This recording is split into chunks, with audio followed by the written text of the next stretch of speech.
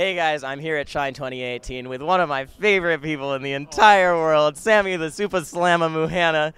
Balance, Sami the Super Slamma Muhana. Sami, how are you doing? How's your Shine been? Shine's been awesome. I'm doing well. Thank you, Zane, and I appreciate the love. How are you doing? I'm doing good. Thank you. Thank you for asking, Sami. All right, let's get right into it. So, at the end of 2017, you took a step back from competing, and you decided to pursue a lucrative opportunity instead of coaching for Patreon money, which seemingly has been really, really helpful to a lot of people. How's the whole coaching experience been?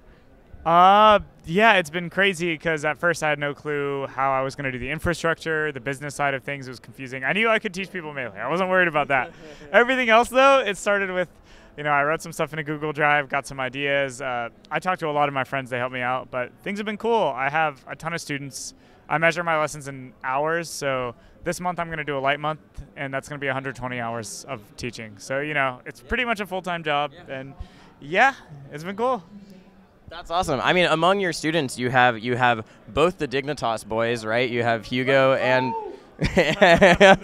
they're hype. Hugo and Lucky. I've had Hugo as a student one time, but with them, I would just work with them this past week. But they're not like regular students of mine. A lot of my students who are like regular, you might have heard of, are like Swedish, face roll, Sheiks. Yeah, Sheiks. The Sheiks love me. I do lessons with Duck regularly, actually. I love talking to him. That's super fun, too. So, yeah. Do you feel like you've learned new things from coaching as well, or is it really more of a master-student relationship?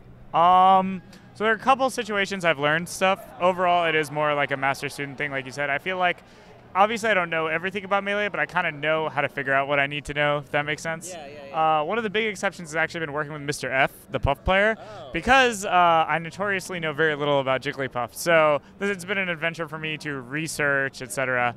And kind of same with Duck, because Samus isn't a character I'm super, super good at. Well, Wait. I remember you went to SoCal one time, and you were on commentary, and you just were dropping Samus frame data knowledge on all these nerds, and they were like, Alex19 was like, what? I don't get it. Yeah, but when I say I don't know much about the character, it doesn't mean I don't know much, It's a relative thing. But, compared to how much I know Fox or Sheik or something, it's not even close. But, yeah. Does working with top-level players like that ever give you the drive to come back and compete, the yearning?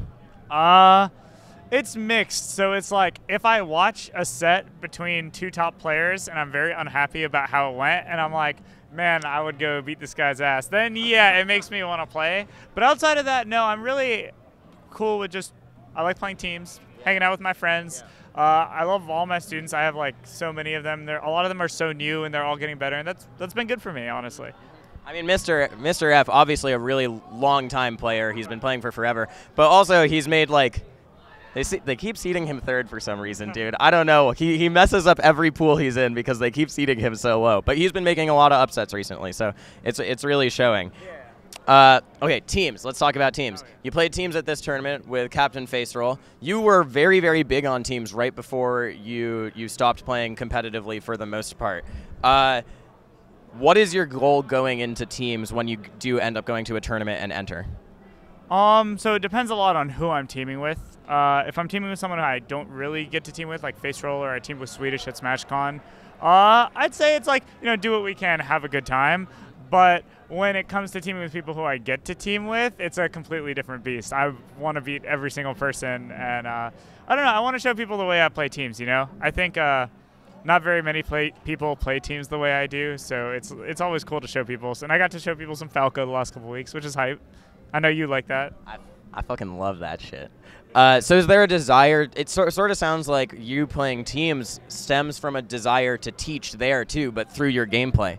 Yeah, I mean, that's true for singles as well. It's always been, I think teaching through my gameplay is like, that's what I want. It's all about showing the world how I view the game. It's not about winning or losing for me, which for some people they find it hard to believe. They're like, oh, you're a top competitor. You really want to win. I'm like, I do want to win, but more than anything, I want people to see the way I think Melee works.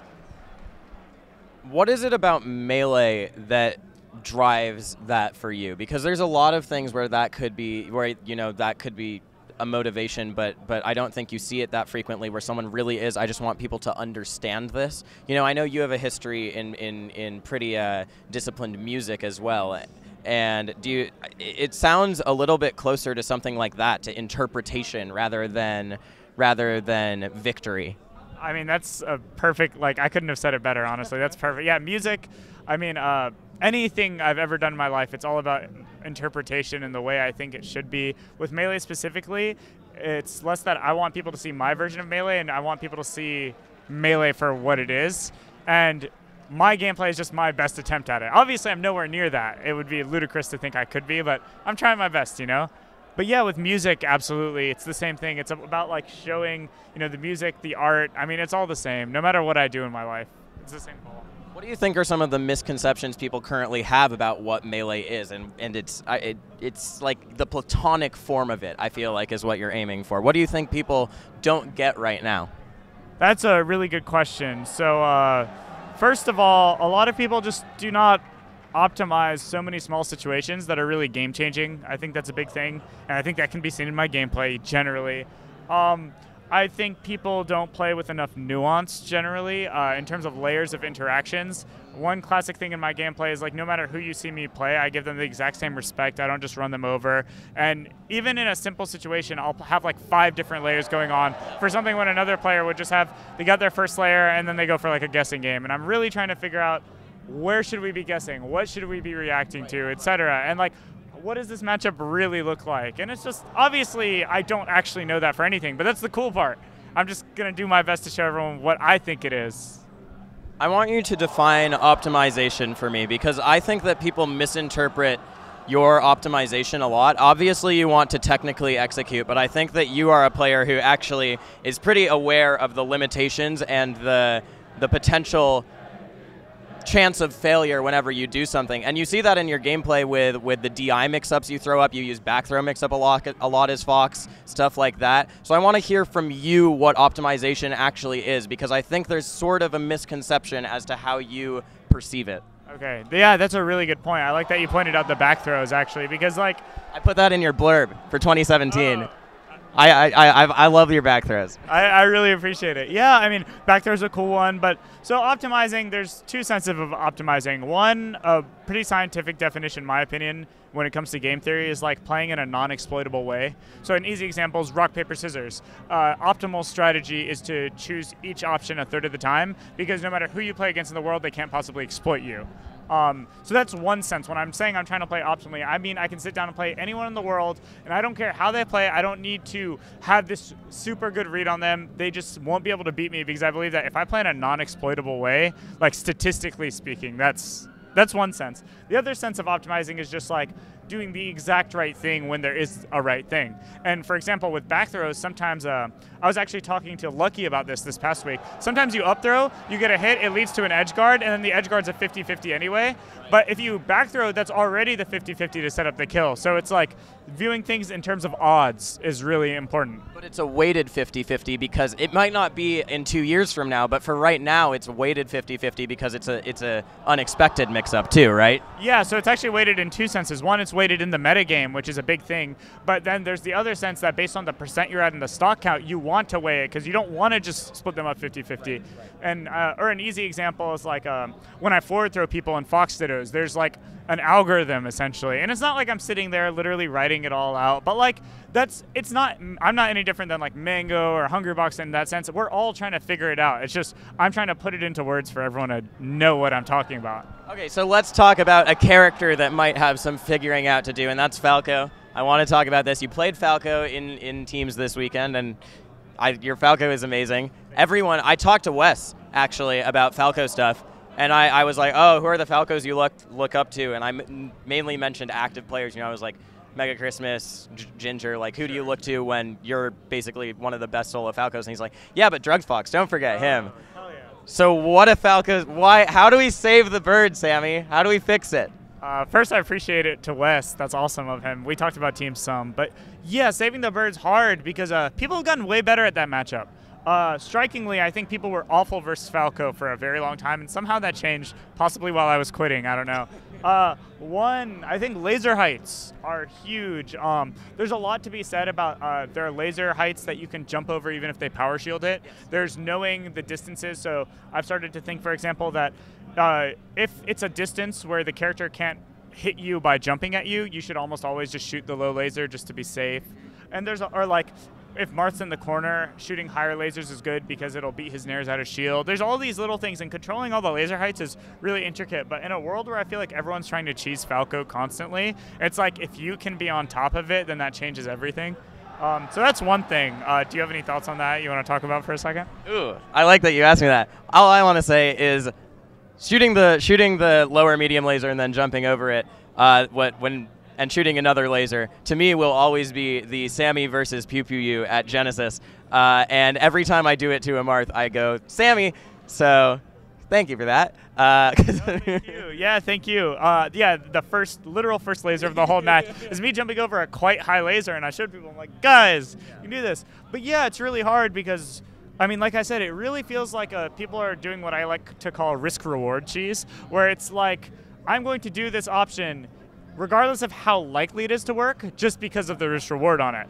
Players that commonly exhibit that are Mewtwo King, for example. It's not about likelihood, it's just, and I think that likelihood should be a very important part of when you make decisions, but when you're fighting Falco, a lot of times people are like, well, if you get this laser out, great, and if you don't, you die.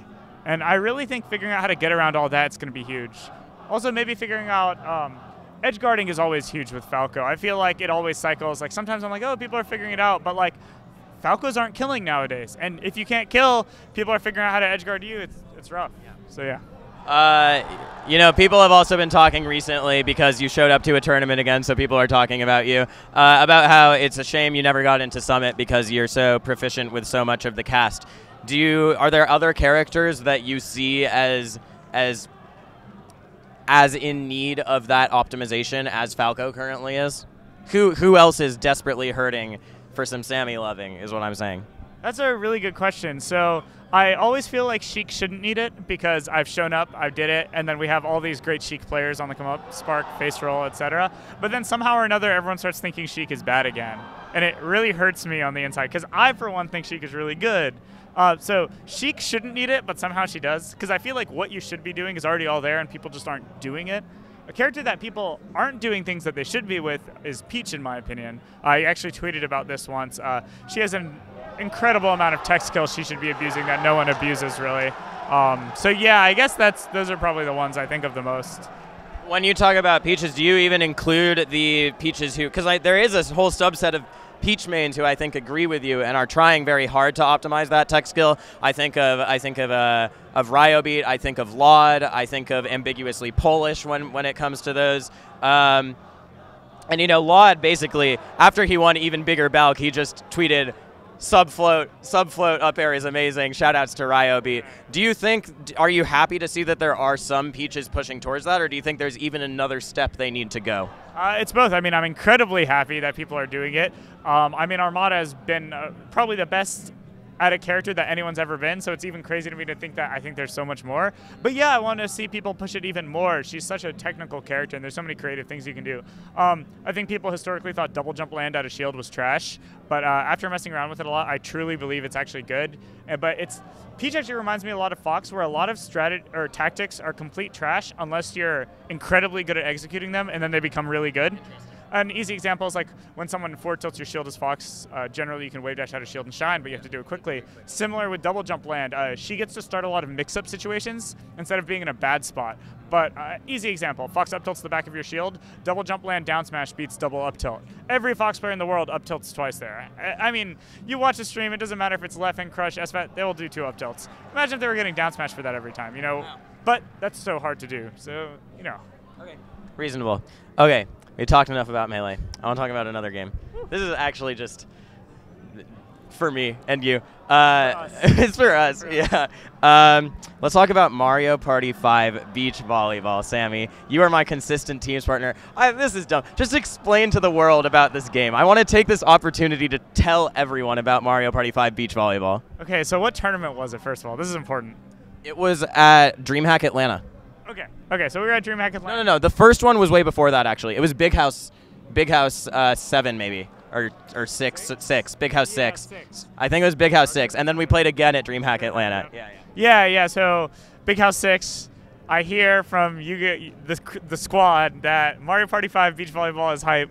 I'm like, okay, what is this game? And for you guys who don't know, I don't actually play games at all. Like, Not really. I play Melee. I'll pick up like super competitive stuff, and I'm watching them play Mario Party. I'm like, whatever. Then I start watching. I'm like, this is teams.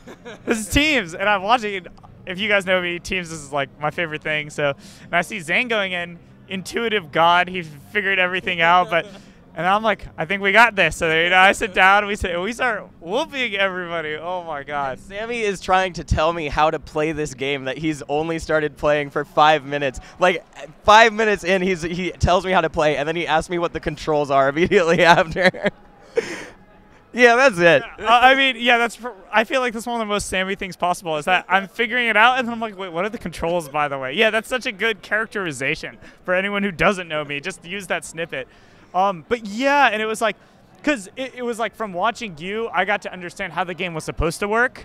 But then I think you weren't. It's the same in Melee. Like people aren't able to articulate what it is that they find so intuitively good. So then once I saw that, I'm like, okay. And then we start putting it together, and I can't wait till we can play again. Yes, hopefully tonight. That's it, guys. Please play Mario Party 5 Beach Volleyball. It's the third best competitive game ever made, maybe. Yeah, I think it's the third best competitive game ever made. Sami, any last words, any shout-outs, anything you want to say before we finish? Because Zane is about to beat Hungrybox, so. Oh, my God. Okay, well, we got to go see that, obviously. Last shout-outs, I mean, as always, I got to say, all my friends, everyone who supported me, you know who you are. You're such a big part of my life. Can't do it without you. That's great. Thank you, Sami. I love talking to you. I'm so glad we got to see each other. Let's hang out tonight. Thank you guys so much for watching. For more content, you know what to do. Just watch the channel. Thanks, guys.